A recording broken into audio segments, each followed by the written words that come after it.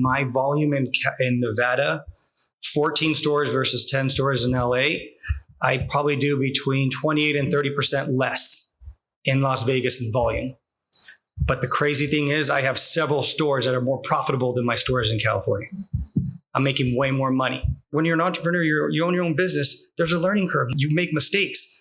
But in California, those mistakes are exponentially cost your pocket.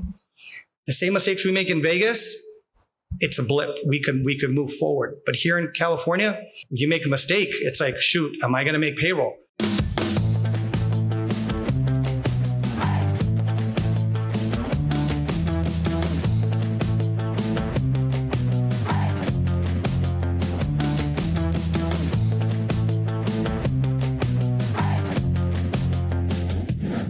So we have three individuals from very different industries on our panel here.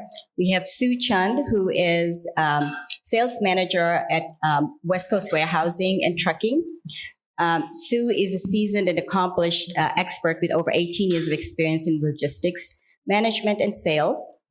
As sales manager currently at West Coast Warehouse, she oversees client relationships, sales strategies, and CRM management, consistently exceeding revenue expectations.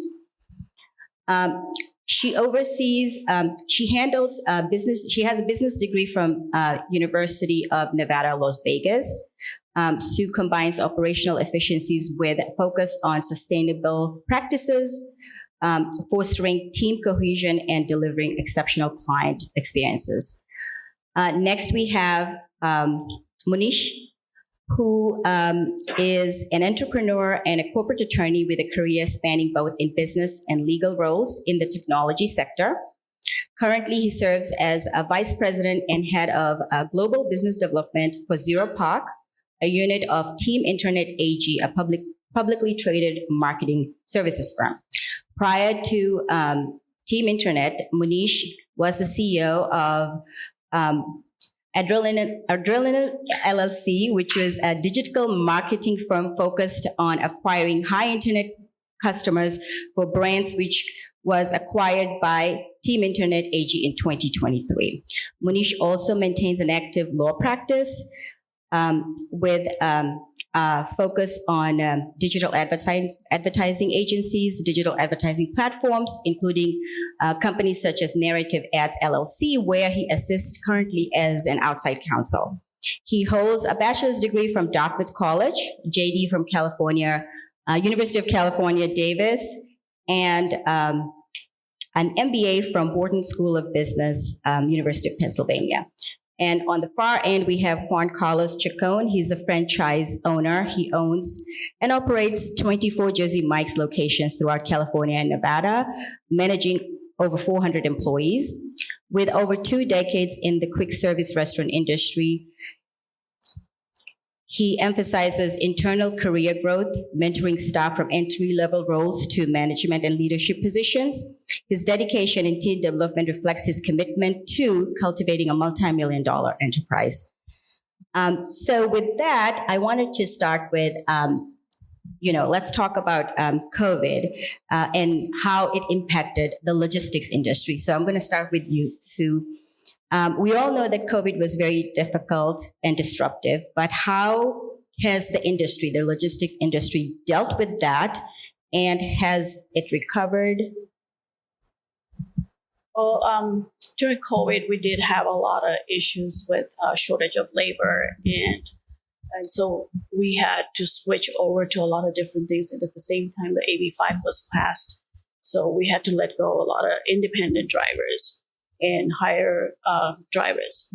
Now, during COVID, since there was a lot of health issues and shortage of labor, we had to quickly change to a different way of hiring drivers. We had to increase our driver pay because the shortage was pretty big. And we were the essential workers during logistics, unfortunately. And so the ports were congested. The ocean, I don't know if you've ever watched the media, but during COVID, the ocean, the containers were coming in and they were sitting in the ocean for at least 3 to 6 months. So we couldn't get the supplies. fast enough to the businesses. So we're a drayage company. What we're essentially do is we're a trucking company where we'll go pick up the port containers from the port and then bring it to our warehouse and distribute it to major suppliers like Walmart, Costco. I'm sure most of your suppliers for your restaurants were in those containers, and it was hurting because you could not turn around your fast food pickup because the restaurants were closed at that time. So that did affect and impact everybody. But we saw a lot of it during COVID, and now we're barely recovering. During COVID, what a lot of manufacturers did was that they had upped this demand for supplies. So they tried to get more supplies in as fast as they could. However, after the COVID was over, we had oversupply of quantities of supply that people needed. So our business dropped and went slow. So we're kind of stabilizing now. So do you see that you guys have stabilized back to pre-COVID? Or? I would say 2018 to 2019 numbers were just kind of touching that now. Okay. Could Juancarlos, how has we all know that quick service industry and restaurants were affected by it, right? So could you talk a little bit about whether logistics had any impact, on the quick service restaurant, whether you had issues getting supplies quick enough, and then how is operations different now post-COVID or is there any difference? Well, everybody experienced the challenges of getting their food, their soda, or our paper goods. It was very, very difficult. Most logistically, the hardest way to operate my business that I've been in for like 25 years. The challenges of just being able to meet the demand of people coming in, like not being able to have bags, not being able to have certain condiments, but throughout COVID, I would say that was the most challenging part of it all, because we could never rely on our product to get to us. I mean, every single product, from our bread to our produce, everything, there was always an issue every week. And myself and my district manager, we were commissary. We were running product from one store to the other. Now I feel that everything's under control, and it's, I think the industry is still struggling with getting the right people to deliver the product correctly and with care. We get a lot of people that say that like they just drop the stuff and they leave, and a lot of it's damaged. We deal with that, or missing incomplete orders. But it's gotten better. But I feel that when I talk to Cisco or Pepsi, it's more of like trying to find the quality delivery driver that cares enough to make sure that they want to ensure delivering a full order and quality of it. But I feel it's way better than it was a couple of years ago. Munish, do you have any comments on how that impacted the tech industry? I know there was a hiring surge. Yeah, for sure. I mean, COVID was a really interesting time for me because I was running this tiny startup that I started working on in 2015. And in 2019, like some of our bigger counterparties were basically these huge ad networks like eBay. Like eBay was like 40% of our revenue in 2019, and they decided to shut down their ad network that we worked with. So we lost like 40% of our revenue overnight. So anyways, as we were headed into the pandemic, we weren't really in the greatest position. But then you had this forced acceleration of kind of like digital transformation, and all these big brands that we worked with, the Walmarts, Best Buy, Home Depot, those brands, suddenly had to figure out how to push product online, and they massively expanded their marketing budgets. And that led to just whole ecosystem effects. Like on my tiny company, basically there was just way more marketing budgets that we could take advantage of. We had a lot more demand, and, luckily we were running a automated or programmatic operation that could scale quickly with the new demand to kind of saturate the demand that was there. But I think one thing that's poorly understood is, because so many people are online, you have all these shoppers that are now online that would normally be buying stuff in store. So you had a massive increase on the supply side. And that led to this cascading thing where all these tech companies overhired because they thought the demand situation that existed during COVID would be the new normal. And obviously that turned out to be wrong. And that's we're still seeing the effects of that. That's why, in 2024, you have these mass layoffs because, a lot of these companies are finally adjusting to the reality that they just don't need this many people. They don't need to provide them with as many perks as they used to because the hiring environment has changed. And the last thing I would say about how COVID has kind of affected things is just the workplace environment at tech companies. I mean, there's been this whole culture war about whether to bring people back in the office or be remote. And I think most companies that are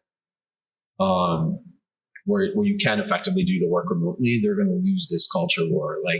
It doesn't matter how many Amazons or whatever are trying to do return to office 5 days a week. They're never going to get top tier talent having rules like that because you just have way too many options if you're a talented, engineer, or even on the business side of any of these tech companies to go elsewhere where it's hybrid or fully remote.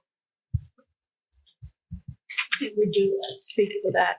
We did see. Could you hold him up just a little? We also saw that during COVID, when they were oversupply. So now, when you was recovering, when you said Walmart and Costco, they was short.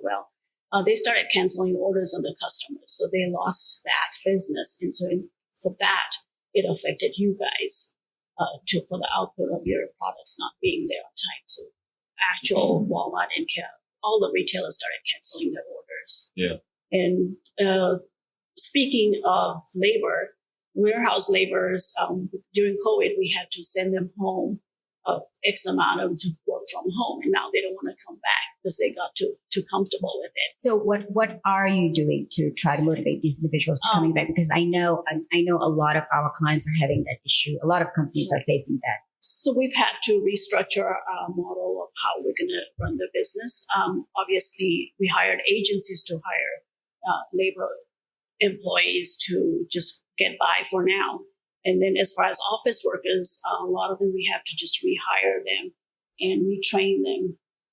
Retrain them to work in the office. And it's a challenge because we have all our customer base is from, overseas origin. So all customers comes through our Zoom meetings or calls. And so we're selling over the phone, but then the service has to excel. So all our trained staff is no longer the other panel we're talking about customer service. It is so vital in logistics as well to keep and sustain our customers to be repeat customers. And so we've lost some business, but we do have major retailers that we work with: Macy's, Target, Walmart, Costco, Amazon. We do e-commerce, so it does affect in different ways. So on the work from remote work, Munish, I know a lot more individuals probably were working from home in the tech industry, probably higher than most other industries. What kind of resistance, or how are you seeing that landscape? Are people more willing to? I know some of the big companies had to resort to some pretty drastic. If you don't return, we're gonna consider you have resigned. What are you seeing? Are people willing to come back? Yeah, I think the dynamic has changed a lot because there's so many talented laid off workers. This is kind of the best talent market most employers have seen in a long time. So there is much more leverage from an employer perspective to force people to go back to the office. The employees might not like it, but I think what I'm seeing is the trend is mostly hybrid office work arrangements. But another thing that definitely in the tech industry is something I call technical compliance, which is the employer has badging, check-ins to make sure that you were actually physically at the office. But there's a lot of Facebook has this, TikTok has this, I think Google has this. So a lot of employees do is they'll go to the office to collect their free lunch or whatever, and then just badge in, badge out so they can check the box. And that's completely against the intent of this. I literally have friends that will drive to the office at 8 p.m. at night, badge in, and then just completely leave. So you see a lot of like gaming of it, but I think in general, employers that like have a flexible approach where they're willing to bend a little bit, but maybe not give in. Like, I think those are the most successful. And I do think there's a lot of signal that's lost by not working in person. It just, especially for junior personnel or anyone getting started, or even like senior personnel working on, let's say, a big engineering project, you really do lose a lot of productivity trying to patch things together remotely and over Zoom. But you have to kind of weigh what the consequences are of having strict RTO policies. I mean, you are going to lose some talent in the long term if you have a strict policy. That's sort of what I'm saying. Moving back to something a point you had made earlier, Sue, was AB5. And so we know that AB5, which was enacted in 2020, it's a huge issue for trucking companies, right? It changed the law as to how workers would be classified, whether they would be classified as contractors or employees. And it came up with this very strict ABC test. And also, all workers are assumed to be employees unless they meet the ABC test.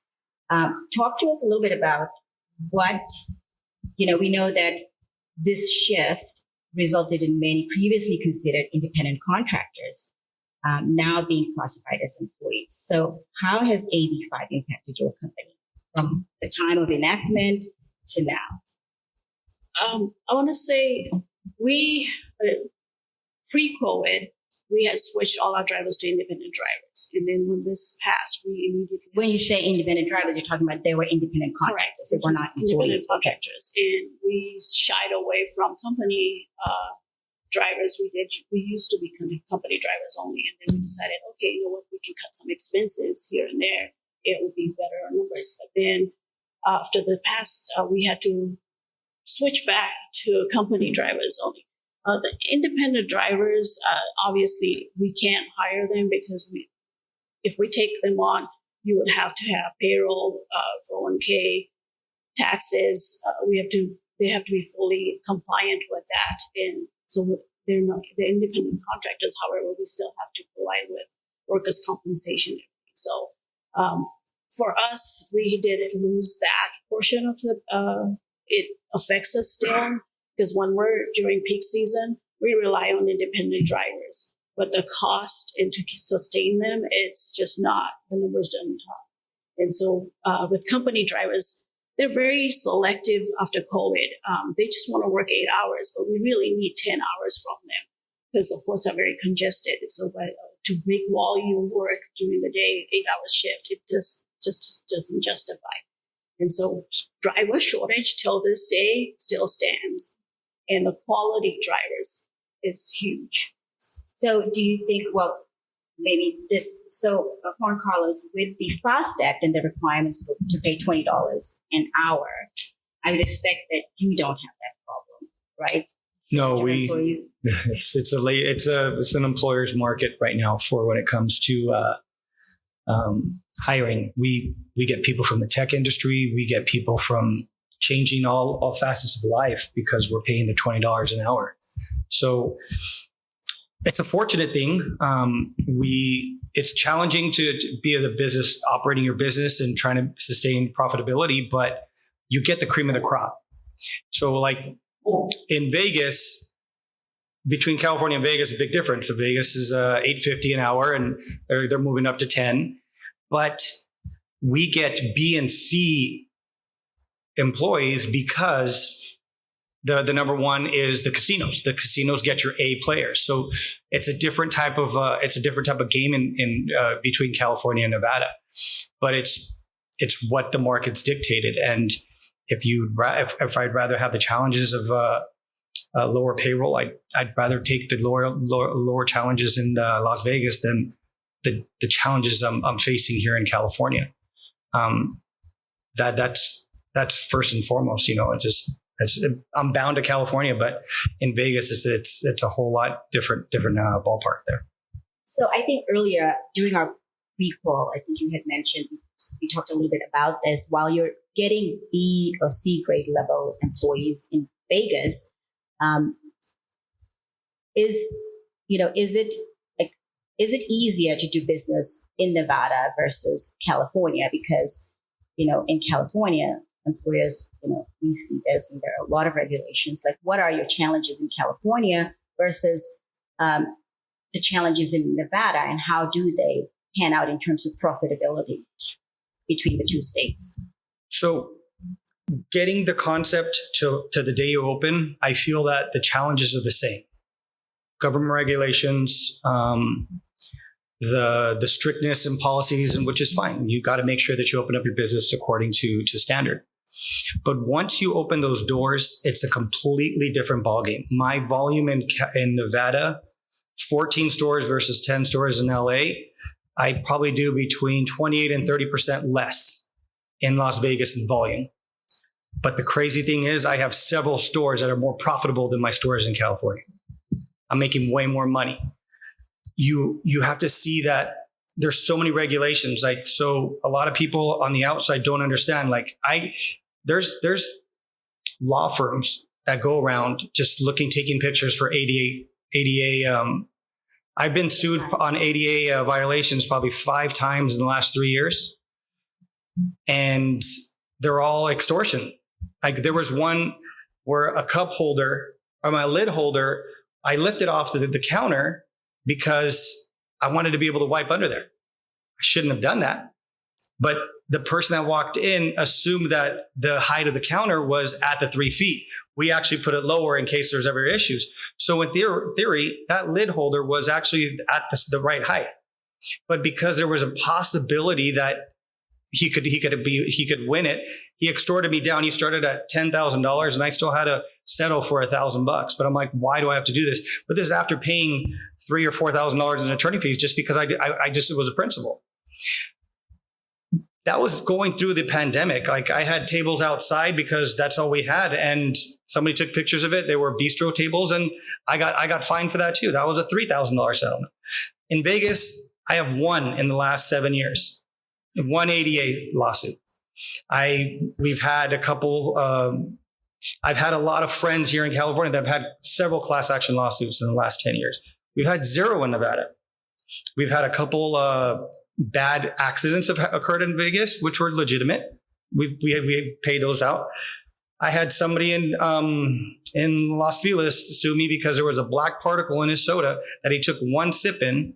And supposedly he had irritable bowel syndrome for the rest of his life, and he couldn't work. He couldn't drive Uber anymore. And I had to settle for $45,000. But the repercussions of that is that my insurance company dropped me after that. So I had to go and I had to pay something else, So the challenges that we faced day to day, waking up, it's an environment that I got you. I want to find that I got you. In other parts of the state, I tell people, it was unfortunate. The corporate asks me to advise people that want to come to our brand.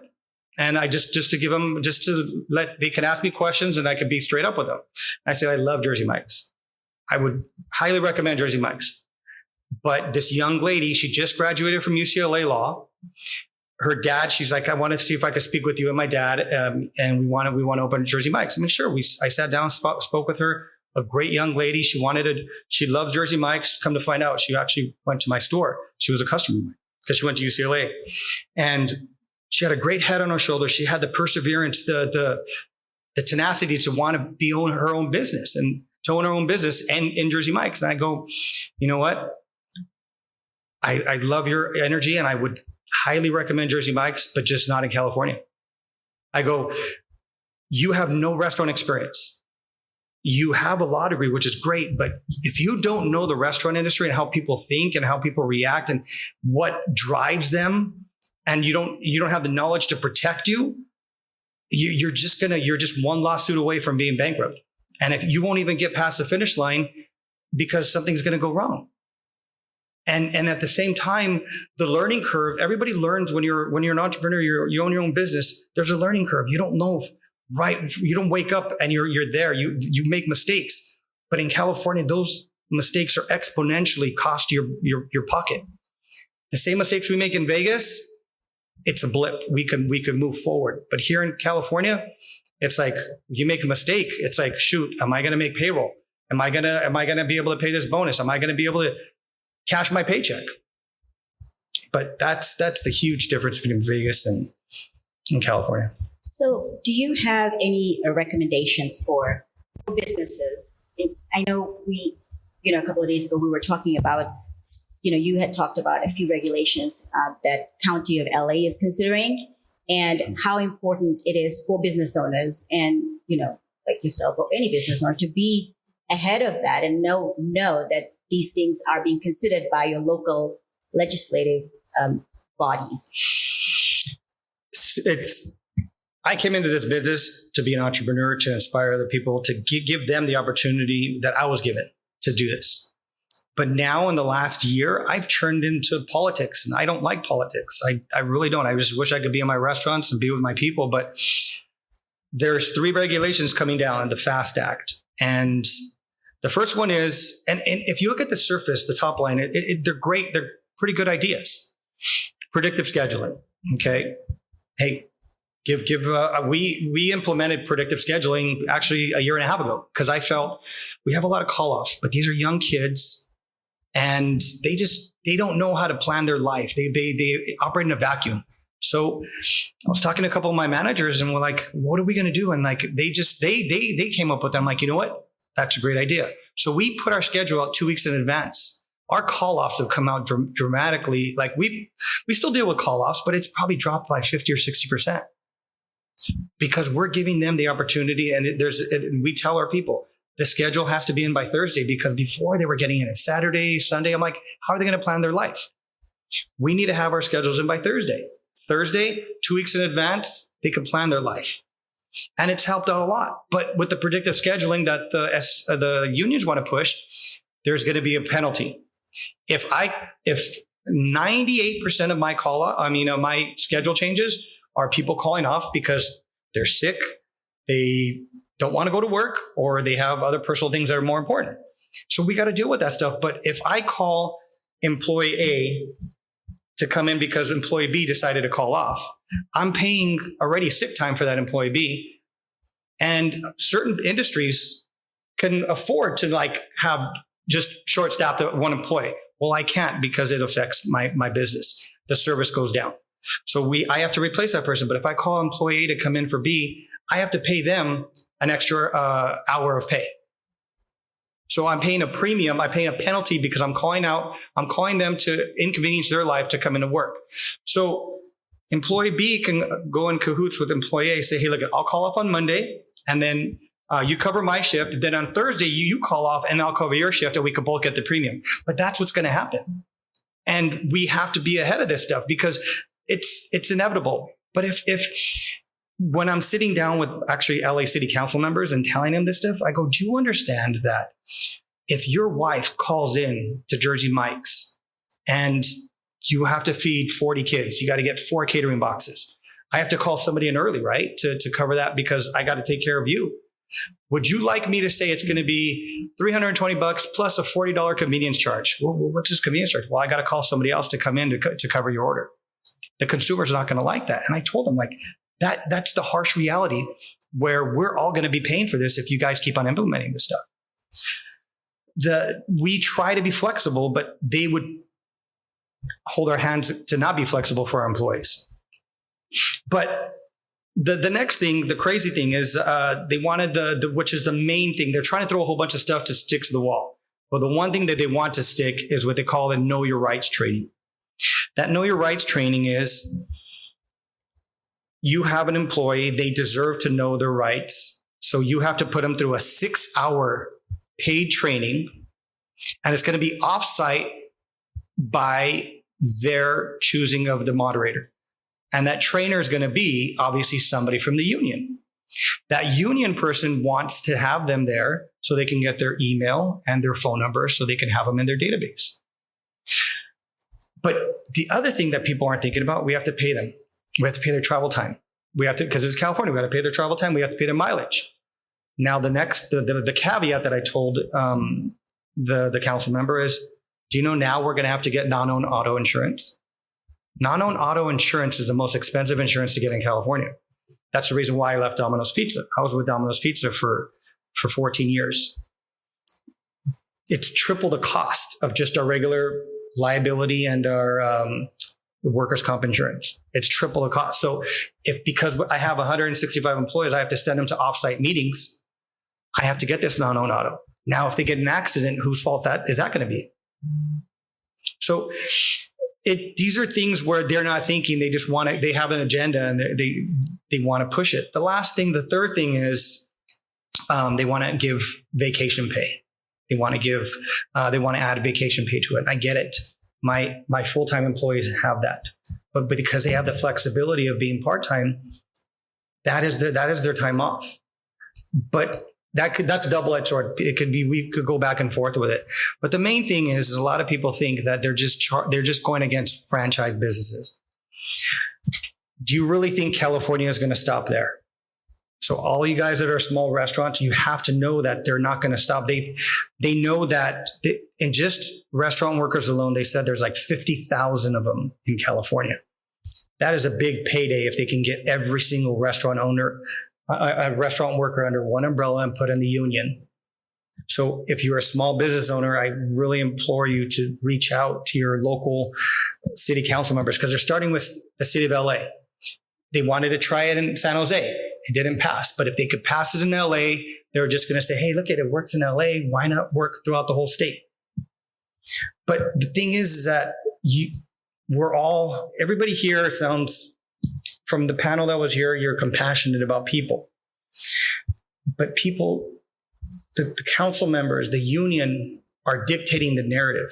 You guys aren't speaking out and telling your story on what your passion is. I have to tell my story because they just think I work for this big franchise and I have an open pocketbook, and I don't have a checkbook like that. I came from nothing. I graduated from high school. I already had a daughter. I couldn't go to college. I didn't get that chance. I was an engineer. I did entry level. I moved up through Domino's ranks. I got to buy my one store. I almost went bankrupt through the economy crash. I got out of the hole, couldn't grow. I went to Jersey Mike's. I went from 0 stores, and I have an opportunity. But it came with hard work and development within. But people don't think that. They just think you hire from outside. You don't care. They're just a number. No, because I know every single one of my employees. They know my story. I know their story. I know where they came from. But if you don't tell your story to these people, then they're going to dictate the narrative. That's great. Amen. Great. Munish, turning to you, I know we talked a little bit about advertising, and you've mentioned that advertising trends are down, advertisers are spending less, and then the impact, what we're going to see potentially with Section 230 of the Computer Decency Act, the Communications Decency Act, and, what impact will that have on online advertising, and then advertising being down itself, and whether you recommend, what do you have an insight in how restaurants and can leverage that? I can definitely speak on that. I just had a couple comments on recommendations, just really quickly, just following off of what Juancarlos said, because the regulatory landscape in California and just kind of federal employment laws, I think I would make really 3 recommendations, having been run my own business, selling it to a bigger company, and now advising other employers on how to comply. The first and most important thing, if you don't already have it, you should look into EPLI insurance and any other insurance that can hedge your kind of catastrophic risks that Juancarlos was talking about. ADA strike suits. I had friends from law school that just defended these ADA strike suits. But, more than that, your average cost of settling, let's say, a sexual harassment or other sort of employment claim has really gone up. I just settled one myself on behalf of one of my clients less than a week and a half ago. And the initial demand came in at something absurd, $700,000. And we negotiated it down to something much more reasonable and settled. But the point is, a lot of these plaintiff side employment attorneys will come at you with a crazy demand and they're on a contingency so they can drag things out.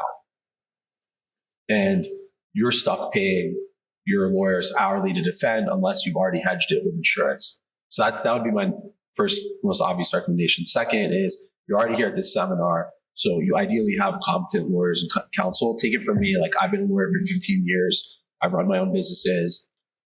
I've practiced employment litigation early in my career, and I still think it's necessary to outsource employment stuff to a specialist. Like you want someone that does this day in, day out so that they can give you the competent advisory that you'll need. And I think the third thing, if you ever get hit with a big lawsuit, this is something that I employed myself when I just settled this most recent case. A lot of plaintiffs' employment attorneys are going to hit you with demands, and then they're going to demand mediation quickly. And mediation is super expensive now. You're basically paying for a system of private judges. Those private judges are going to cost you 10 grand a day. So what you can do is work with your lawyer and the plaintiff's lawyer and say, look, I don't really want to do private mediation. Why don't we just field settlement offers back and forth? That doesn't always work. But when it does work, like what happened in this most recent case I settled, you could save another 10 grand there in costs. And if all the mediator's doing is fielding settlement offers anyways, you don't necessarily need them. Now, there are some cases where it's so acrimonious, where it is advantageous to go to mediation. I've done both. I've settled cases in mediation where it definitely does make a big difference, and the mediators can be excellent and they're worth every penny. But I'm saying just give it a shot and maybe consider trying it. Obviously, work in conjunction with your counsel. So I want to get those recommendations out. Anyway, back to your question, Vinita. So what's interesting about digital marketing, especially in the hospitality space, is, I see it like Team Internet where I work, we work primarily with e-commerce clients. So, your big box kind of retailers, really anyone selling something online that happens to be a consumer packaged good product. But on the services side, it's like, especially for restaurants, really what are you trying to do? Well, you've got all these food delivery apps, which cut into your margins a lot. You have upstarts like InKind now, which buy like restaurant credits. You also have, Google and Facebook and other advertising.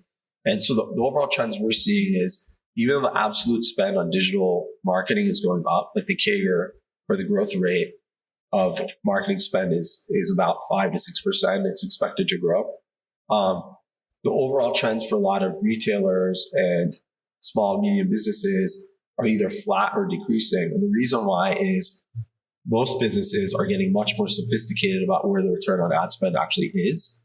So nobody really wants to go out there and blast out Facebook ads anymore to get likes. It's a waste of time. It's not going to really make a meaningful difference to your bottom line.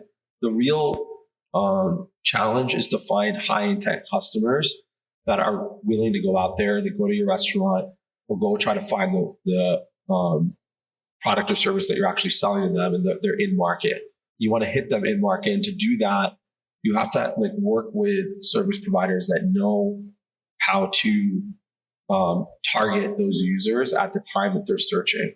And so what that really means from a practical perspective is when you're deploying your marketing budget, you need to work with someone who really understands how to sift through all the garbage and find the diamonds in the rough that'll get you to that positive ROI. So that's one trend I'm seeing. The other thing I'm seeing is, so with respect to Section 230, which is really more of a digital platforms thing, like Facebook, TikTok, which is one of my clients, has this problem.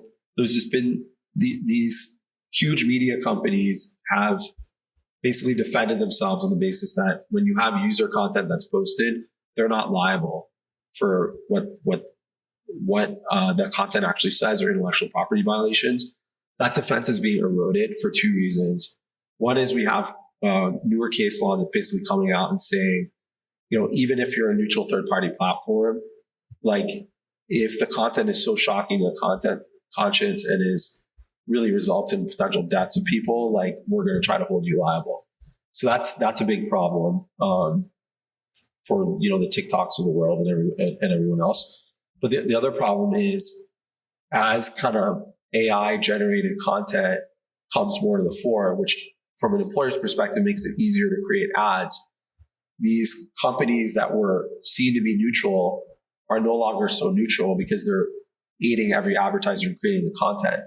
So it's if for example, you go on Facebook or Google or TikTok, and then you go to their ads manager and you create a TikTok ad to advertise your restaurant, and TikTok helps you make the ad, well, they can't use this Section 230 defense. What does that really mean from a practical point of view? It means overall, in the long term, costs are going to go up for digital marketing, and you're also going to have to deal with the problem of a lot of wasted ad spend. So you really do need someone who understands it. It can be someone that works on staff with you, but you ideally need someone who really understands how to help you get the returns on investment. And I would say that generally for any advisor. For lawyers, you really need someone who understands how to cut your costs and make sure that you don't go bankrupt or really hedges your catastrophic risk. But on the business development side, you really need someone that can help you get the returns that you deserve.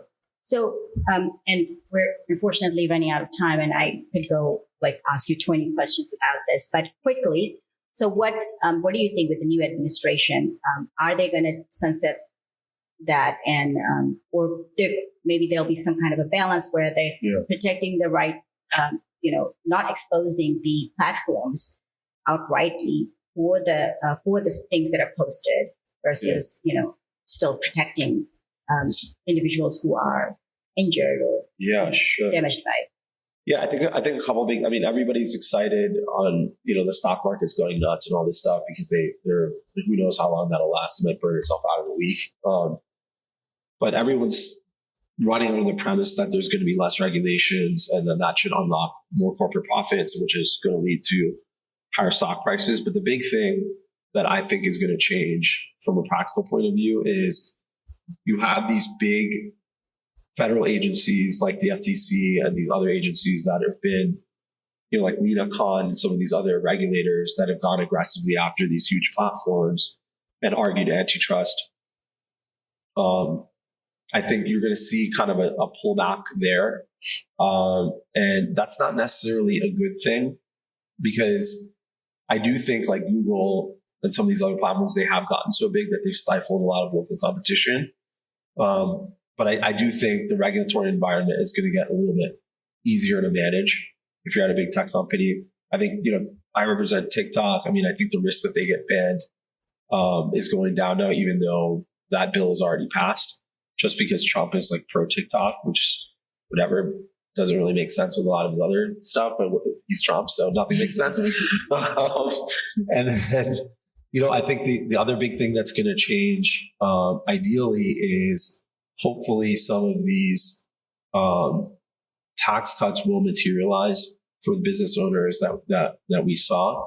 But the problem is that needs to be balanced against a lot of the other economic policies, which are very unclear now. Tariffs in particular, if those tariffs actually go through, what is that really? That's just an implicit tax on all of us, because it's inflationary, because the cost of those tariffs aren't borne by the supplier. They're borne at the port of entry, which are just passed on to consumers. And if that leads to greater inflation, then the Fed will have no choice but to reverse the interest rates that are being cut and turn around and start raising them. And then our costs of inputs for every business owner are just going to go up, leading to reduced profitability and reduced demand. So I think it's very unclear. I think we'll see more in January when the administration actually takes root, but I think it's very difficult to understand right now. Well, it's time for us to end here so we can do our update. But thank you very much for everyone for your insight.